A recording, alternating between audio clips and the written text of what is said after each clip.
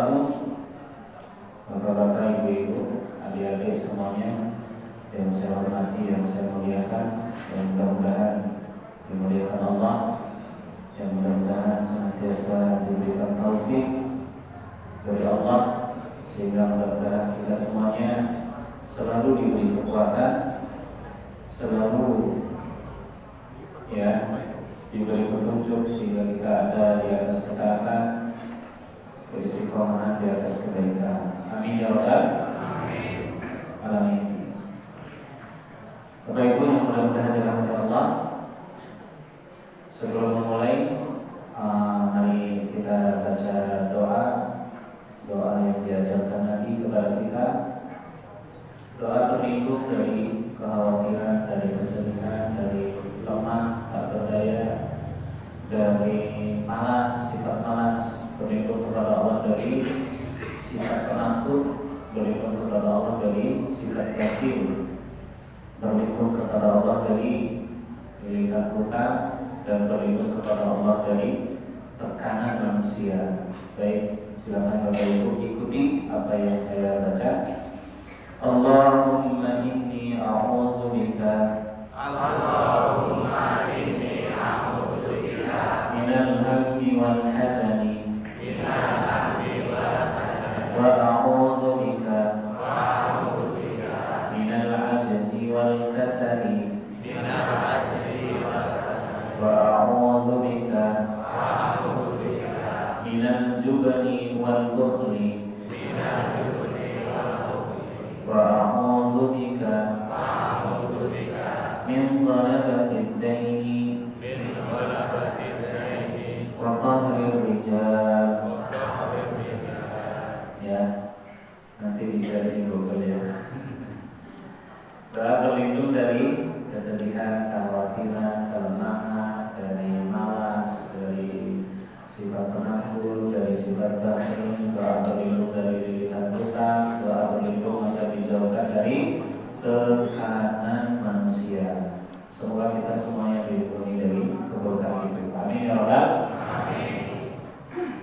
Ibu yang mudah-mudahan dirahmati Allah, yang bawa Al-Quran di HP-nya, yang bawa HP, buka Al-Quran di HP-nya, dibuka surat Al-Humazah. Yang tidak bawa, kita semuanya baca beberapa dulu surat yang kita pelajari pagi hari ini. Semoga kita diberkahi, kita dapat pahala dari apa yang kita baca. Baik, kita baca beberapa dulu surat Al-Humazah. Semuanya baca. A'udzu billahi minasy syaithanir rajim. Bismillahirrahmanirrahim. Wailun likulli humazatin lumazah alladzi jama'a malahu wa 'addadah yahsabu anna malahu akhladah kalla layumbadanna fil hutamah wa ma adraka mal hutamah narullahil muqadah allati tattali'u 'alal afidah innaha 'alayhim muqsadah fi 'amadin mumaddadah. Allahumma arhamna bil Qur'an. Semoga Allah merahmati hidup kita semuanya dengan Al-Quran. Amin ya rabbal alamin. Ibu-ibu yang mudah-mudahan dirahmati Allah, bapak-bapak yang mudah-mudahan dirahmati Allah, surat Makkiyah ini adalah surat Makkiyah. Surat Makkiyah, surat yang turun kepada Nabi sebelum Nabi hijrah ke Madinah. Surat Makkiyah, surat yang turun kepada Nabi sebelum Nabi hijrah ke Madinah. Baik, ayat yang pertama kita baca tafsir Ibnu Katsir. Paling bagus itu tafsir, baca dulu ya penjelasan ulama, baru kita simpulkan. Baik, di sini wailun tadi sudah disinggung, sudah diprolog. Wailun artinya kecelakaan. Wailun juga maknanya kata Ibnu Abbas lembah di neraka. Ada satu tempat di neraka, di situ disiksa. Siapa? Di ayat ini yang menjelaskan siapa aja yang disiksa di situ. Maka di surat ini Allah menyebut salah satu nama neraka. Di surat Al-Humazah Allah menyebut salah satu sifat neraka. Semoga kita semuanya dan keturunan kita semoga dijauhkan dari sifat neraka. Amin ya Allah. Dijauhkan dari api neraka. Amin ya Allah. Hamazin, hamaz, ya, masdarnya humazah. Kata dasarnya humazatun. Kata subjeknya hamaz. Hamaz itu di sini ada dua kata yang disebut, ada dua perbuatan tercela yang disebut Allah. Humazah, lumazah. Ini salah satu sisi keindahan bahasa Arab. Ya, akhiran bunyinya itu sama, hampir sempurna. Perbedaannya pada satu huruf dengan mengganti satu huruf. Humazatun. Yang satunya dengan mengganti huruf jadilah lumazah. Humazah, lumazah, bukan lumazah ya. Lumazah, bukan lumazah. Humazah dua-duanya sama. Kesamaan humazah dan lumazah ini sama-sama sifat buruk, sama-sama suka menyakiti manusia. Sifat ini sifat yang suka menyakiti manusia. Bedanya humazatun atau kata subjeknya hamaz, isim fa'ilnya hamaz, ini menyakiti, mencaci dengan ucapan, mengumpat, mencaci, mencela, yang suka menyakiti manusia. Hamaz mencaci, mencela, menyakiti perasaan manusia dengan ucapan. Lumazah dengan perbuatan. Ini penjelasan dari Imam Ibnu Katsir. Apa itu? Yazdali bin nasi wa yantaqisu bihim, suka menyakiti, menghina, mencela manusia dengan ucapan, dengan perbuatan. Ucapannya nyelekit, menyakitkan, menyinggung, tidak mengenakan. Ini ancaman lembah di neraka atau ancaman siksa di neraka bagi siapa saja yang suka menyakiti manusia dengan cacian, dengan hinaan. Lumazah, dan juga menyakiti manusia dengan perbuatan. Tetangganya dilempari kotoran, pokoknya gak enak perbuatannya. Ini ancaman. Dan ini manusia terburuk. Baik, ta'al niyat, suka menyakiti dan suka mencari-cari aib manusia. Ya. Yang lainnya mengatakan menyakiti, mencaci itu dengan apa? Dengan mimik ekspresi muka. Ekspresi mukanya itu merendahkan, menyakiti, menghina orang. Gimana Pak ekspresi menghina orang? Ada yang ngasih contoh di sini? Ini nggak ada yang mau. Ini aib kita masing-masing ya, kita rahasiakan. Ini anak-anak yang baru masuk mau ngasih contoh gimana jelek-jelekin teman dengan ekspresi muka, menghina teman dengan ekspresi muka. Gak bisa ya Pak. Bapak-bapaknya juga nggak mau. Yang anak-anak juga mau gitu. Sampai kita modelnya begini. Pokoknya gimmick mukanya, ekspresi mukanya itu menghina orang. Ekspresi mukanya itu menghina, merendahkan orang. Ini juga bagian kena ancaman, wail, celaka, ada siksa di neraka bagi orang yang menghina, merendahkan manusia dengan ucapan, dengan ekspresi, dengan tangannya, dengan perbuatannya. Alhamdulillah. Ini disebut dalam Al-Quran, disebut dalam hadis Nabi juga. Ada seorang wanita, sahabat memuji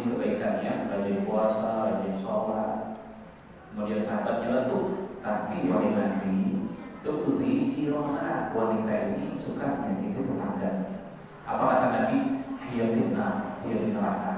Bayangin Bapak Ibu, sahabat memuji, rajin sholat, rajin puasa, tapi kata sahabat, dia ini wahai Rasulullah suka menyakiti tetangga. Berarti wailul likulli humazatin. Berarti dia itu menyakiti dengan ucapan, dengan perbuatan. Kita nggak ngerti. Kata Nabi, dia di neraka. Sekali lagi, urusan dengan manusia repot. Punya salah dengan manusia repot, berat. Karena itu kalau kita salah, minta maaf, minta direlakan, diikhlaskan. Karena kalau suami kita kesel, nggak ngasih maaf ke istri, itu berolah, itu dengan sebab bikin suami sakit hati, bikin istri sakit hati, dengan ucapan saat emosi, kemudian memaki, menghina pasangan, keluarga, tetangga, manusia, sesama jamaah, dan dia tidak terima, itu sudah cukup membuat kita tersiksa dalam kubur. Alhamdulillah. Kecuali yang bersangkutan memaafkan. Ini pentingnya bersikap rendah hati. Tidak ada yang mau meminta maaf kecuali orang yang hatinya lembut, rendah hati. Yang nggak mau minta maaf ini sombong, keras kepala, dan angkuh. Orang Muslim itu salah, dan kita pasti punya salah. Tapi Muslim itu mengakui kesalahan dan minta maaf. Ya sudah baik ya, Idul Fitri saling memaafkan. Sudah sangat baik ya Bapak Ibu ya. Baik, balik lagi. Nah, hati-hati ya. Jadi hadis ini surat ini mengajarkan kita untuk berperilaku, mengucapkan kata-kata yang baik, perbuatan kita baik. Ya anak-anak ya, gak boleh bully temannya di sekolah, gak boleh menghina temannya di sekolah. Karena gak suka, kalau gak suka jangan dihina, jangan dimaki, jangan dibully. Kalau gak suka diam aja. Kalau suka dipuji, kalau gak suka diam aja, jangan menyakiti. Itu sudah akhlak yang bagus. Kita diam, tangan kita gak usil, itu sudah akhlak bagus.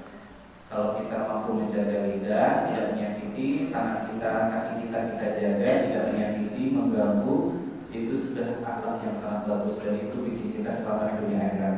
Tapi kalau orang yang disakiti tidak terima, itu urusannya bisa lanjut dalam kubur, siksa di akhirat. Alhamdulillah repot berurusan sama manusia. Kalau urusan sama Allah mudah, Allah ampun asal kita bertaubat. Ini penjelasan ulama, ya. Ada yang menjelaskan juga biliyad wal ain, dengan tangan, dengan mata. Kita mampir ke situ, pandang itu, menghina, mengejek, kita kesal, sakit hati. Humazah, nuhumun nas. Baik. Ini ayat yang pertama. Wailun likulli humazatin lumazah. Ibu itu lihat terjemahannya di Android atau di Al-Quran.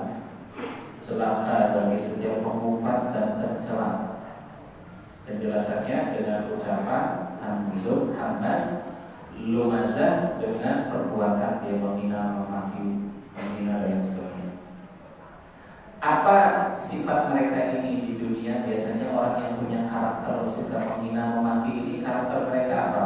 Allah sebutin alladzi jama'a malan wa 'addadah. Mereka ini sangat mencintai dunia. Mereka ini suka mengumpulkan harta. Ya kita juga suka nabung ya. Tapi kita tidak dicela. Siapa yang dicela? Yang nyari duit, lupa akhirat, lalai sholat, gak mau bayar zakat, dan suka menghina orang. Kalau kita mah suka nyari duit, kita sudah cari uang, kita suka ngumpulin duit, kita nggak dicela. Yang dicela itu sifat buruk akibat kecintaan pada dunia yang berlebihan. Alladzi jama'a mala, yang mengumpulkan harta, wa 'addadahu, yang hitung-hitung. Siapa di antara kita yang nggak hitung-hitung duit? Masing-masing dari kita hitung-hitung duit juga, ya. Yasabu annama lahu akhlada. Orang kaya ini, orang sombong ini, orang yang sangat cinta pada dunia ini, lebih besar cintanya kepada Allah dan Rasulnya, lebih besar cinta dunia, duitnya, hartanya, karirnya, pekerjaannya, bisnisnya. Dan dia menyangka hartanya itu bisa membuat dia hidup kekal. Seperti kisah Ashabul Kahfi. Dua model manusia, satu punya kebun tapi gak luas dan banyak, tapi beriman.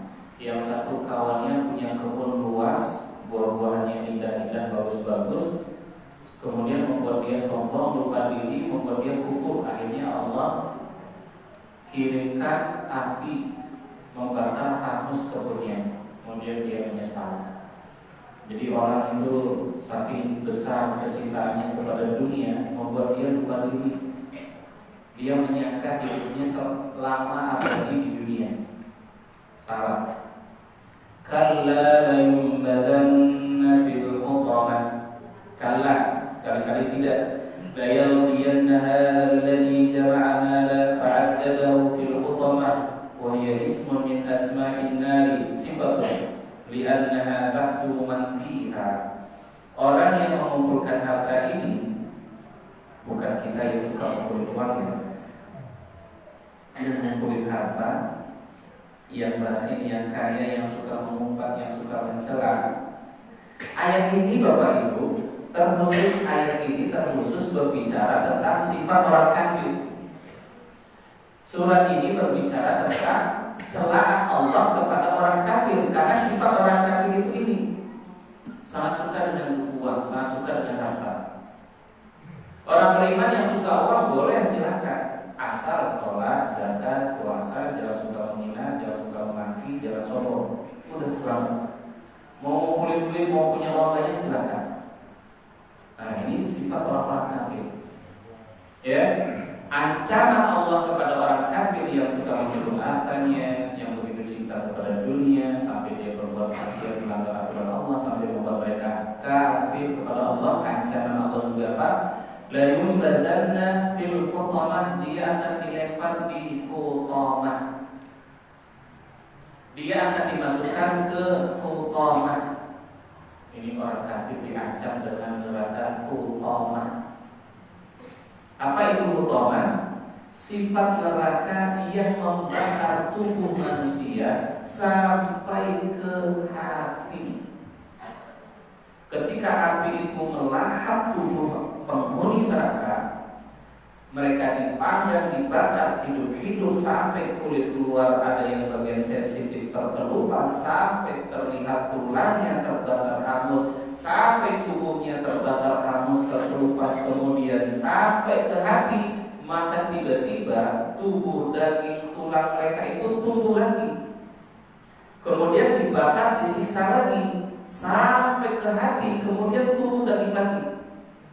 Terus abadi selamanya seperti itu dalam kondisi siksaan sampai kepada tahap penghuni neraka minta agar mereka dimatikan. La yamutuna fiha wala yahya. Mereka di neraka itu enggak mati, mereka berharap mati. Di neraka juga mereka enggak hidup, enggak berharap hidup. Penghuni neraka dan penghuni surga itu nanti di akhirat itu Allah perlihatkan bentuk makhluk kematian berupa domba. Penghuni surga melihat kematian setelah itu sirna. Penghuni neraka melihat kematian setelah itu tidak ada lagi, yang ada hidup abadi selamanya. Maka penghuni surga berbahagia hidup selamanya di surga. Penghuni neraka bersedih sengsara selamanya, berharap mati tidak bisa mati. Jadi api neraka itu hutamah, membakar tubuh mereka, kulit mereka, hidup-hidup terbakar sampai ke hati, membakar hati mereka gosok, kemudian tubuh tulang daging seperti semula ada kalanya, kemudian dibakar lagi, kemudian hangus, dibakar lagi, kemudian hangus. Selamanya seperti itu. Untuk siapa ini? Kembali ke ayat yang pertama, ancaman bagi orang yang suka mengumpat, suka mencela. Siapa dia? Abu Jahal, Abu Lahab, istrinya Abu Lahab, ya, tokoh-tokoh Quraisy yang mencela, menghina, menghardik Nabi Muhammad SAW. Demikian pula orang-orang kafir di zaman kita yang suka suka memaki, yang suka menghina, melecehkan kaum muslim, dan mereka itu sangat cinta kepada dunia. Sekarang ini kita disuguhkan dengan pemandangan yang menyakitkan yang dialami kaum muslim di India. Pimpinan India, bahkan warga masyarakatnya, rakyatnya, sedia sekata melecehkan, menghina, bahkan membunuh muslim di India. Kita hanya bisa menonton dan berdoa. Semoga Allah memberikan pertolongan kepada muslim di India. Semoga Allah mengazab orang-orang kafir Hindu di India. Amin ya rabbal alamin. Beberapa pemandangan yang saya lihat, seorang guru kafir laknatullah di India menghukum seorang murid di kelas muridnya seorang muslim tidak bikin PR. Kemudian murid-murid di kelas itu disuruh maju satu persatu menampar dengan keras murid muslim di kelas di India. Kenapa? Karena dia Islam. Semoga Allah melaknat mereka semuanya. Bahkan menterinya dengan terang-terangan mengatakan tidak menghormati hak asasi muslim di India. Jadi mereka itu mengumpat, memaki, menghina, menjelek-jelekkan, merendahkan muslim. Maka Allah ancam mereka dengan neraka yang akan menghanguskan tubuh mereka di neraka. Baik, kembali lagi. Jadi al-Hutamah, mereka akan dilempar ke Hutamah. Wa ma adraka mal Hutamah. Ini bahasa Arab. Sahabat Nabi yang orang Arab tidak tahu apa itu Hutamah sampai Allah yang mengajarkan wa ma, dan Rasulullah juga tidak tahu apa itu al-Hutamah sampai Allah yang mengajarkan kepada Nabi wa ma adraka mal Hutamah. Tahukah engkau wahai Nabi apa itu Hutamah? Narullahi al-muqadah, api yang Allah bakar menyala-nyala. Api ini, sifat api neraka al-Hutamah ini allati tattali'u 'alal afidah. Jadi ini daging. Api ini membakar tubuh mereka sampai nampak tattali'u, sampai nampak hati mereka itu dalam organ tubuh mereka itu. Kemudian tumbuh lagi jadi daging tulang, kemudian terbakar lagi sampai terlihat lagi afidah dan hati-hati mereka itu. Hati dalam tubuh mereka itu sampai saking kerasnya api neraka itu membakar mereka hidup-hidup sampai hatinya itu terlihat lagi, kemudian tertutup lagi dengan lubang daging, tulang dan darah, kemudian terbakar lagi, kelihatan hatinya seperti itu, selamanya seperti itu. Innaha 'alaihim muqsadah, mereka itu diselimuti oleh api. Ya. Bagaimana ini diselimuti oleh apa? Apa ini? Taplak kayak ini namanya muqsadah. Ini muqsadah namanya ya. Dikelilingi semuanya, atas, bawah, kanan, kiri, depan, belakang. Terus diselimuti seperti itu. Bayangkan Pak. Api di dunia saja sudah mampu membuat manusia itu tersisa tulang-tulangnya. Maka bagaimana dengan api di neraka?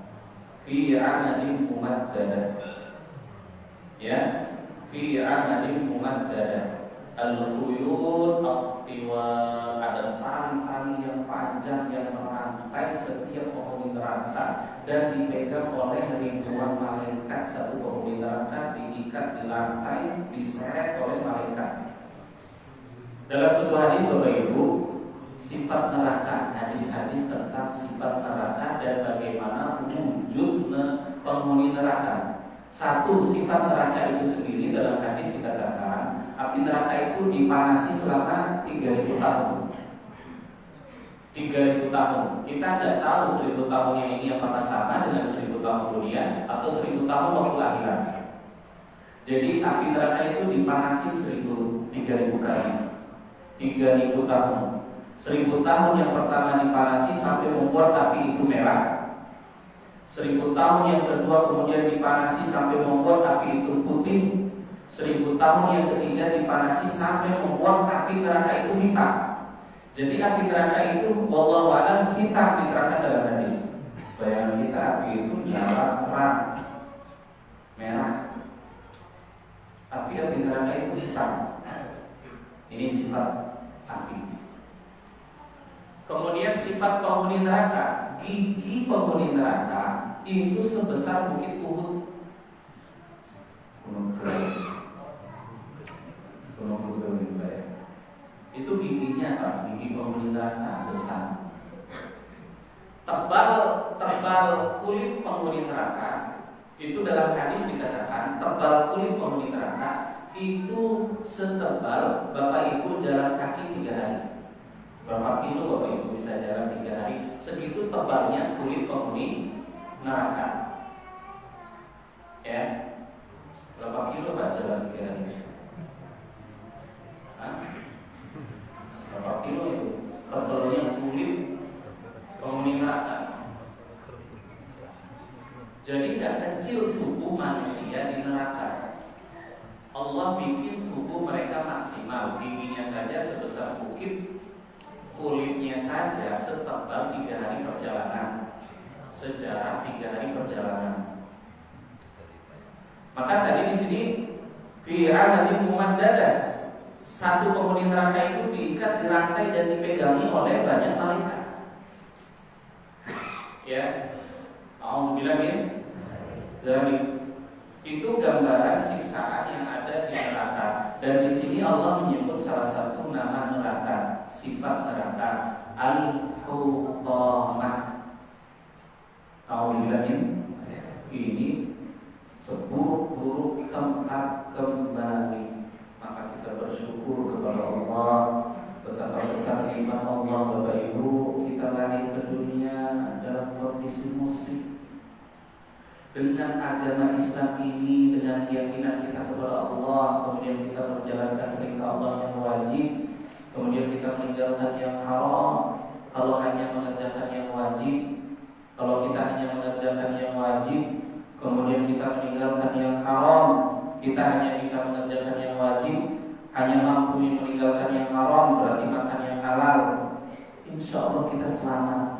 Dengan sebab Islam ini, kemudian kita meninggal di atas agama Islam ini, kita akan selamat di akhirat. Maka tidak ada nikmat yang lebih besar daripada nikmat Islam. Sekaya-kayanya orang kafir, segantang-gantangnya orang kafir, sebanyak-banyaknya harta mereka, semewah-mewahnya rumah mereka, harta, jalan-jalan enak, ganteng, cantik, banyak duit, gak sebanding dengan apa yang didapat di neraka. Sesusah-susahnya orang muslim di dunia gak sebanding dengan kesusahan di neraka, gak sebanding dengan bahagia nikmatnya di surga. Maka kita bersyukur sekali kepada Allah, kita semuanya diberikan iman, diberikan Islam. Alhamdulillah. Maka nikmat itu, nikmat iman, nikmat Islam ini nikmat yang sangat besar. Dengan nikmat itu kita itu bersyukur, kita berbahagia, kita merasa paling beruntung di dunia. Hadirkan rasa paling senang, paling beruntung karena kita beriman, karena kita berislam. Dengan sebab iman dan Islam ini, kemudian kita meninggal di atas agama ini, kita akan selamat di akhirat kelak, dijauhkan dari sifat neraka yang begitu sadis. Nauzubillah. Ya, Bapak Ibu yang mudah-mudahan dirahmati Allah, ini ringkasan tafsir surat Al-Humazah sudah selesai. Ada yang mau ditanyakan Bapak Ibu? Saya bilang tafsirnya yang selesai. Saya waktu yang beda 7 sabar ya, mau jalan sehat, mau ke pasar, pahala yang sama. Satu pertanyaan, yang lainnya saya kasih lagi kesempatan bertanya. Monggo Pak.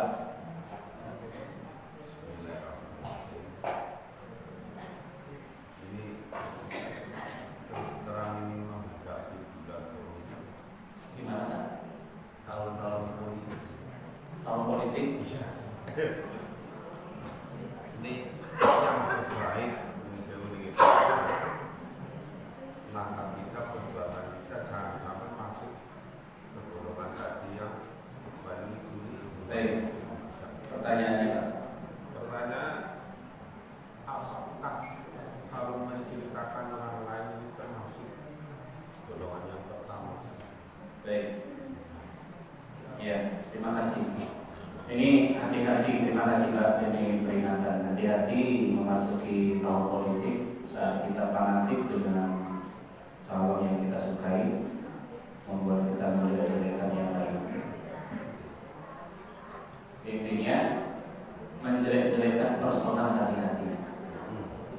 menjelek-jelekan dan menghina personal pribadi. Hati-hati. Dalam sebuah bab para ulama menulis bab kapan seseorang boleh ghibah menjelekkan keburukan orang.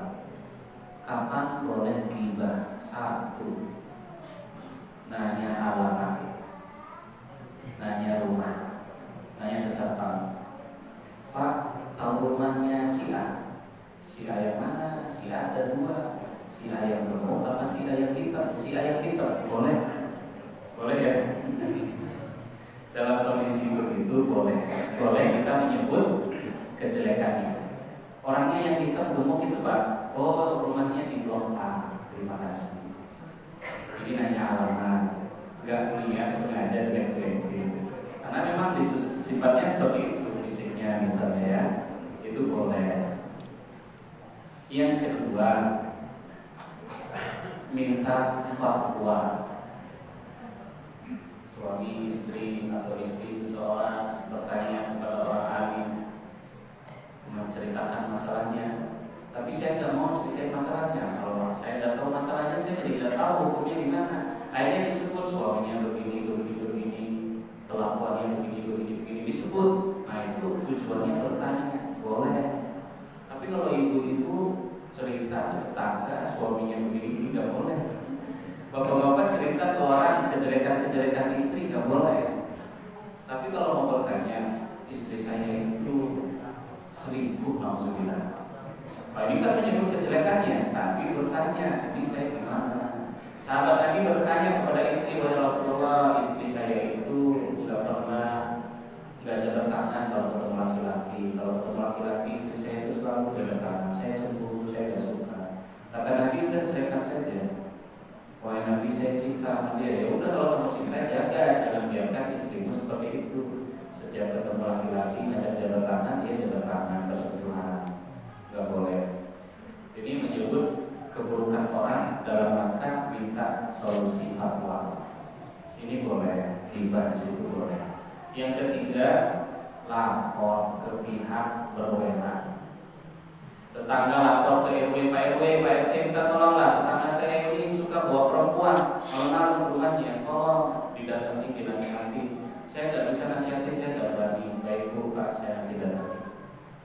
Nah, jadi melapor ke pihak-pihak yang memang bisa ngurus urusan itu, ya RT, ya RW, kepala desa, lurah, polisi. Kejelekannya disebut dalam rangka apa? Harus biar ada tindakan karena meresahkan warga. Tetangganya resah, suka bawa lawan jenis masuk rumah, suka mabuk dan lain sebagainya, misalnya ya, meresahkan. Disebut jelek-jeleknya, boleh ghibah di situ.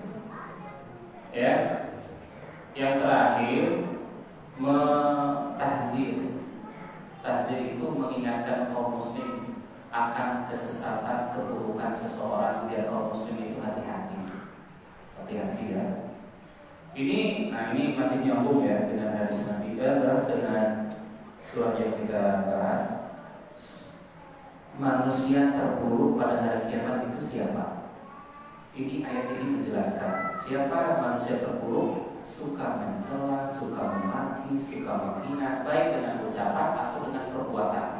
Sehingga masyarakat itu nggak mau bergaul dengan dia, masyarakat menghindari dia, masyarakat tidak suka dengan dia, masyarakat itu menjauh dari dia. Kenapa? Takut kena keburukan orang itu. Baik takut kena hinaannya, takut tersinggung kalau ketemu sama dia, kalau orang selalu nyinggung, selalu menghina. Masyarakat itu meninggalkan orang ini karena apa? Kelakuannya jelek, omongannya nggak mengenakan, bahkan selalu menghina, dan perbuatannya juga sama. Ini orang seperti ini kata Nabi, hari kiamat kedudukannya paling buruk di mata Allah. Hari kiamat kedudukannya paling buruk. Kenapa? Ditinggalkan masyarakat, ditinggalkan manusia karena omongannya nggak enakin. Tapi Bapak Ibu, kalau warga kita salah, misalnya dia mengkritik, kemudian kita tersinggung, nggak boleh ditinggalkan. Itu kita terlalu berperan. Mungkin niatnya mau kritik itu bagus, cuma cara menyampaikannya yang tidak baik membuat kita tersinggung. Orang seperti ini jahil, dia tidak sengaja. Orang seperti ini jangan ditinggalkan, jangan dijauhi, jangan dikucilkan. Kasihan, apalagi merasa ditinggalkan masyarakat, merasa dijauhi masyarakat karena jelek-jeleknya dia. Akhirnya dia benar-benar mengucilkan diri, nggak mau ke masjid, nggak mau kajian, nggak mau ngapa-ngapain sama masyarakat. Kenapa? Merasa dibenci oleh masyarakat. Padahal kesalahannya itu kecil, kesalahannya itu masih bisa ditolerir, masih bisa dimaafkan. Ya, karena itu nggak bagus kalau misal Pak RT, Pak RW screenshot ada keluarga kritiknya mungkin nggak bagus, pengurusnya tersinggung, di screenshot disebar ke warga agar warga itu benci sama si A. Ini juga termasuk perbuatan yang belum dilarang. Omongan rahasia seharusnya rahasia antara dua orang, antara pengurus, tapi di screenshot disebar, akhirnya orang tahu, akhirnya orang benci sama si A. Ini termasuk perbuatan mengadu domba, dan mengadu domba itu termasuk sebab seseorang mendapat siksa dalam kubur. Hati-hati screenshot obrolan pribadi rahasia. Tidak semua obrolan kita kasih tahu orang. Itu ada rahasia-rahasia yang orang lain itu sebaiknya nggak tahu. Sebaiknya orang lain itu jangan tahu rahasia orang. Baik Bapak Ibu, manusia terburuk pada hari kiamat itu kata hadis Nabi ditinggalkan manusia karena menjauhi takut akan kena keburukannya. Nah ini Nabi didatangi seorang lelaki. Sahabat mengabarkan kepada Nabi, wahai Rasulullah, ada orang yang mau minta izin kepadamu. Dulu kalau Nabi itu bersama sahabat dalam sebuah event misalnya perang atau persiapan perang, sahabat itu nggak boleh nyelonong pergi nyelonong nggak minta izin sama Rasulullah.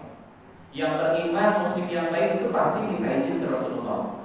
Nggak mau, yang nggak minta izin itu orang-orang munafik, nyelonong aja yang keluar. Gak minta izin sama Rasulullah. Padahal kondisinya lagi apa? Lagi gotong royong dari pagi buat persiapan perang. Kok dia main pulang aja? Gak izin sama Rasulullah. Ini tidak beradab kepada Nabi. Ada yang mau minta izin ke Rasulullah. Rasulullah melihatin orang ini. Allah yang mengatakan kepada Rasulullah bagaimana karakter sifat orang ini. Kemudian Rasulullah berkata kepada sahabat mengabarkan keburukan laki-laki ini. Dia lihat. Bi'sa ibnul Ashiri, dia ini seburuk-buruk orang dari sukunya. Kata Rasulullah Bapak Ibu, dia ini seburuk-buruk laki-laki dari sukunya. Jadi Rasulullah itu kabarkan kepada sahabat, ini orang ini kelakuannya sangat buruk di tengah sukunya. Datang orang ini minta izin ke Rasulullah, tiba-tiba Rasulullah berbicara lembut sampai Aisyah itu heran. Aisyah heran, kata Rasulullah, tadi laki-laki ini laki-laki paling buruk. Kok ketika berjumpa dengan Rasulullah kok malah bicaranya lembut. Aisyah bertanya, ya Rasulullah, engkau mengucapkan kalimat yang kau ucapkan tadi, wa aladna qaul, dan engkau bicaranya lembut, kok lembut sama dia Rasulullah. Kata Rasul kepada Aisyah, ya Aisyah, inna syarrun nasi manzilatan 'inda Allah yaumil qiyamah, manusia terburuk kedudukannya pada hari kiamat siapa? Man tarakahu aw wada'ahu nas, yang ditinggalkan manusia, warga menghindar dari dia, menjauh dari dia. Kenapa? Intiqaran fuhsyi, takut akan keburukan dirinya. Kata Al-Qadiyah, siapa laki-laki yang kata Rasulullah ini seburuk-buruk laki-laki dari sukunya? Namanya Uyainah bin Hisn. Namanya siapa? Uyainah bin Hisn. Ini laki-laki bukan perempuan. Ya. Dan ternyata memang orang ini di masa Rasulullah dia menampakkan Islam, imannya lemah. Setelah Rasulullah meninggal ternyata dia murtad di masa Abu Bakar. Ini salah satu bukti kebenaran Nabi. Nabi kalau bicara itu pasti benar. Siapa yang ngabarin Nabi? Allah. Tapi kalau penilaian kita kadang dipengaruhi oleh perasaan kita masing-masing. Rasa tidak suka dan rasa suka kita itu membuat kadang penilaian kita jadi tidak adil. Sedangkan penilaian Rasulullah adalah wahyu dari Allah. Ternyata dia murtad. Siapa orang ini? Suka menghina manusia, perbuatan keluarganya itu suka menyakiti, ucapannya itu juga sama. Kalau orang ini ada di tengah masyarakat, omongannya itu selalu gak enak. Kalau ada orang mulia, kalau ada orang dermawan, dia hina, dia maki. Apalagi ketemu sama orang yang gak baik, setiap orang dia omongin jelek-jelek semuanya. Ya, mohon maaf. Kalau dia kaya, sombong. Kalau ada keluarganya yang kesulitan, dia hina-hina. Kalau ada keluarganya yang kaya, dia dengki. Soalnya omongannya dulu. Nauzubillah min. Hati-hati kita jadi orang seperti ini ya. Ini salah satu sebabnya itu karena kedengkian dan tidak bisa mengontrol emosi. Tidak bisa mengontrol emosi. Maka Rasulullah mengajari kita saat emosi. Pertama, Nabi menasihati kita, la taghdab, jangan marah. Bapak Ibu bisa nggak marah? Enggak, saya nggak bisa. Saya juga marah sama dari Bapak Ibu. Saya nggak bisa lepas dari sifat marah. Marah ini yang membuat kita bisa hidup. Marah ini yang membuat kita bisa jadi orang mulia. Marah juga bisa membuat kita jadi orang hina. Karena marah, karena ada sisi emosi, kita jadi mulia atau bisa jadi hina. Rasulullah tidak melarang kita untuk marah. Nggak bisa. Suami itu pasti marah sama istri, istri pasti marah sama suami. Bapak pasti marah sama anaknya. Yang naik motor pasti marah sama yang naik mobil. Semua orang itu marah. Yang Rasulullah larang, la taghdab, jangan marah, itu maksudnya apa? Saat marah jangan sampai keluar kata-kata menyakiti, menyinggung perasaan orang. Jadi mau marah silakan marah, tapi lampiaskan dengan baik. Bisa belajar. Susah. Jadi di sini tidak melarang marah sama sekali. Kita semua punya sifat marah. Yang dilarang itu hati-hati saat marah, jangan sampai melakukan perbuatan saat emosi, perbuatan yang bisa merugikan diri sendiri, mencemarkan nama baik, hilang harga diri dan kehormatan. Saat marah gak bisa kontrol diri. Itu yang dilarang oleh Nabi. Ini makna hadis Nabi. La taghdab, jangan marah. Guru kesel marah sama muridnya, ditahan-tahan. Saat marah malah gurunya jadi tambah perhatian sama muridnya. Ini gurunya tuh dalam hati ingin irang, sudah dibangunin gak mau bangun. Yang lainnya udah sholat subuh, dia masih di kamar ngomong. Rasa-rasanya guru ini pengen bawa air seember siram sama kasur-kasurnya. Tapi tiba-tiba ada sesuatu yang menahan guru itu ya. Airnya cuma disiram pakai air sedikit. Subhanallah. Dia kondisinya marah, tapi mampu mengontrol marah. Inilah yang dimaksud Nabi. Saat marah hati-hati. Masih mending suami itu mecahin piring saat emosi cekcok sama istri. Masih mending gak Bu? Piring itu murah. Jadi kalau suaminya marah emosi, piring pecah, kipas angin pecah, gak apa-apa, biarin aja. Lagi emosi. Ibu-ibu diam, ibu-ibu jangan lawan. Dia menghadapi orang emosi, diam. Dan bagi orang yang sedang emosi, sebaiknya diam. Semua kekesalan dalam hati jangan diucapkan. Nanti malah mohon maaf jadi masalah ya. Dalam hati itu setan nyuruh apa? Udah hidup sama orang itu, minta saya aja. Itu ungkapan-ungkapan di hati itu jangan diucapkan. Terutama ibu-ibu, perasaan itu dominan. Ini yang ganjal, yang jelek-jelek di hati kepada suami jangan diucapkan. Kalau diucapkan malah panjang cekcoknya. Makanya disuruh apa? Jangan marah, maksudnya kalau bisa diam aja. Di jalan kita ini kesel ya, di jalan lalu lintas kita kesel sama orang. Kalau kita bicara saat kita emosi, biasanya ucapannya itu jadi gak baik. Nah itu ujung-ujungnya nyesel. Oh saya tadi ngomong gitu ya, makanya kata Nabi, jangan kalian mengucapkan satu kalimat yang akan kalian sesali esok hari. Suami lagi kesel, emosi sama istrinya, kemudian mengucapkan kalimat membuat istrinya menangis. Istri suaminya sedang mau kalau masih nyesel ini masih baik. Dia nggak ada nyesel-nyesel dan nggak ada minta maaf, yang repot. Ini jadi nggak bisa kontrol emosi itu bikin orang apa? Mudah memaki, mudah mengumpat, mudah menghina. Kalau dia kecewa itu kayak masalahnya, kayak salahnya orang itu besar banget sehingga membuat dia itu harus marah besar-besar.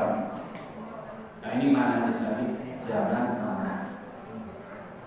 Jadi nggak bisa kontrol emosi, ditambah lagi hatinya dengki, ini melahirkan perilaku dan ucapan yang buruk, sehingga kena ancaman wailul likulli humazahir lumazah. Ya, bagaimana kita mengontrol emosi, bagaimana kita mengobati hati, sholat. Wasta'inu bis-sabri was-salah. Bantu diri kalian dengan sholat dan sabar.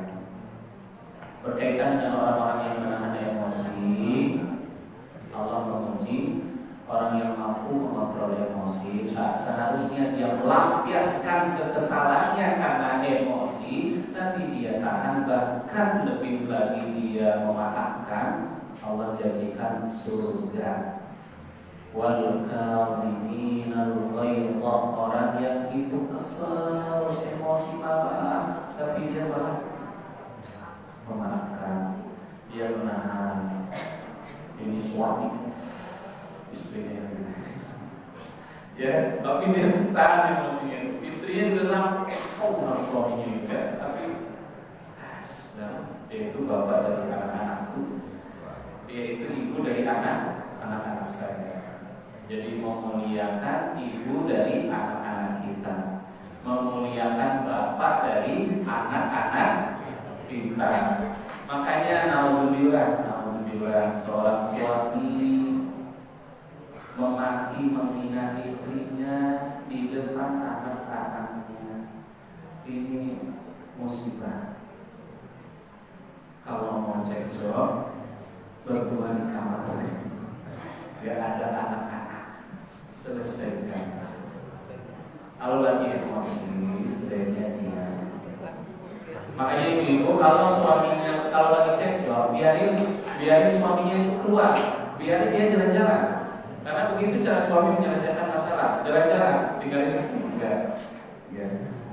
Jadi biarin tenang dulu baru bicara, sudah ada emosi baru bicara. Makanya lebih baik pecah itu daripada menyakiti tubuh. Ya kan Pak? Yang paling bagus ini gak ada yang pecah, gak ada yang terluka. Apa salahnya piring gitu ya? Pecah. Ini apa? Sesuatu yang harus kita pelajari, kita kuasai, kita kondisikan, kita biasakan. Sehingga kalau kita bisa mengontrol emosi, kita bisa menjaga hati kita dari dengki. Insya Allah kalau nggak ada dengki sama orang, ucapannya itu baik-baik, perbuatannya sama orang lain juga baik. Ya, kita lisannya diam, tangannya bibir kita diam, tapi tangan kita komentar. Hati-hati komentar di grup WhatsApp, sosial media, komentarnya nyelekit, menghina personal. Ya, tapi kalau politik punya masalah di situ, kok jadi calon presiden, apa masalah nanti Indonesia? Boleh kita ngomong kayak gitu? Ya nggak Pak? Boleh apa enggak? Wah ini beberapa tahun punya masalah di sini, punya masalah di situ, kok jadi calon presiden? Kayak apa Indonesia nanti ya? Alhamdulillah Indonesia dipimpin sama orang kayak gitu. Kayaknya kita ini satu pikiran. Baik, ini manusia terburuk. Manusia terbaik di antaranya kata Nabi, khairukum man ta'allama al-Qur'an wa 'allamahu. Sebaik-baik kalian yang mau belajar Al-Qur'an dan mengajarkan Al-Qur'an. Ibu-ibu, bapak-bapak, pada hari kiamat orang sholat datang membawa pahala sholat, orang jihad datang membawa pahala jihad. Seorang ulama membawa pahala ilmu yang diajarkan. Orang puasa datang hari kiamat membawa pahala puasa. Orang sedekah datang, orang yang semuanya datang dengan pahala masing-masing. Ada satu orang membawa semua pahala itu. Siapa dia? Orang yang sedekah, orang yang wakaf. Pahalanya diborong semua. Orang kaya memborong semua pahala. Pahala sholat diambil, bukan diambil dia dapat juga maksudnya. Pahala ilmu dia dapat, pahala baca Quran dia dapat. Siapa? Orang-orang yang sedekah. Ibu-ibu mau anaknya hafal Quran, ya masukin anaknya ke pondok pesantren. Ya Bapak Ibu ya. Ya ibu-ibu juga dapat. Ibu-ibu bapak-bapak di rumah lagi tidur, lagi sama teman-teman lagi ngopi, bahkan lagi ududan gitu ya. Dapat pahala. Dari mana pahalanya? Dari anaknya. Anaknya ngapain? Sholat, baca Quran, belajar. Semua amal yang dilakukan anaknya itu pahala untuk orang tua. Makanya Bapak Ibu yang anaknya di pondok pesantren, Bapak Ibu dapat rezeki lebih. Bapak Ibu dapat rezeki lebih. Rezeki apa? Anaknya di pondok baca Quran, anaknya sholat, dapat pahalanya juga. Siapa yang biayai anaknya sekolah? Bapak Ibu.